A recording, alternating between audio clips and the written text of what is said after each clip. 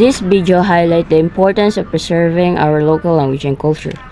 It depicts a family where some members show a disrespectful attitude toward their elder. In particular, a young girl struggled to speak proper Tagalog and unaware of cultural practices, such as pagpamano, which teaches respect for elders. The video emphasizes the role of family in guiding younger generation, helping them develop good manners, respectful elders, and an appreciation for speaking our native language correctly.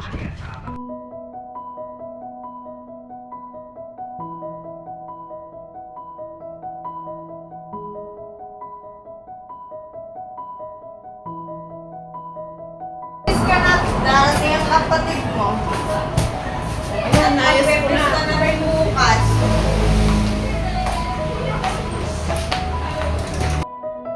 Lola, andito na sila. O, andito na pala sila. O, mag-asikaso na tayo at tuloy-tuloy yung kapatid mo. Mami, it's so hot! Halika na rito.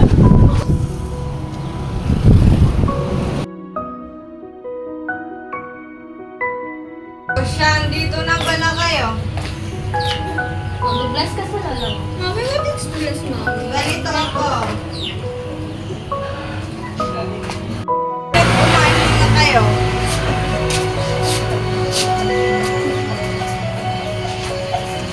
Maganda mo sila na makakain.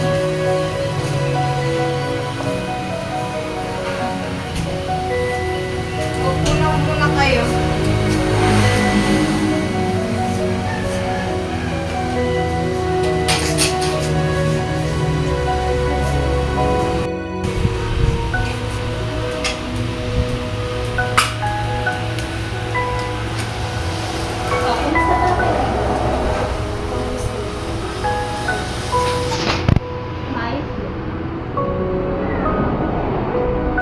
Kumain ka na, huwag kang mag-cellphone. Yan na ako, itong pagkain. Pasensya na ito lang ang aming pagkain ngayon. Anak, tama na yan. Mamaya na yan. Mommy, what's that? Pansit Canton. I don't like it.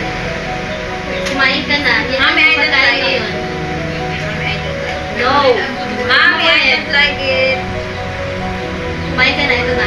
Mommy, I don't like it. Kain na.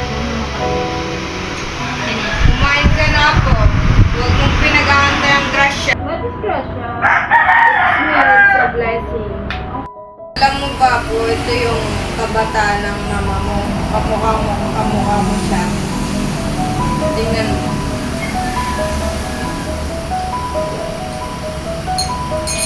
Di ba ang ganda-ganda?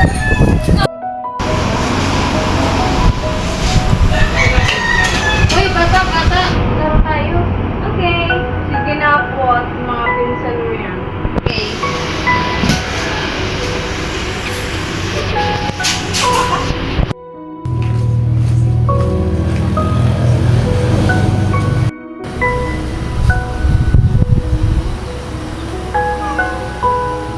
Dito na kami titira. Dito na din mag-aaral ang anak ko. Mabuti yan para maturuan ang sarili natin.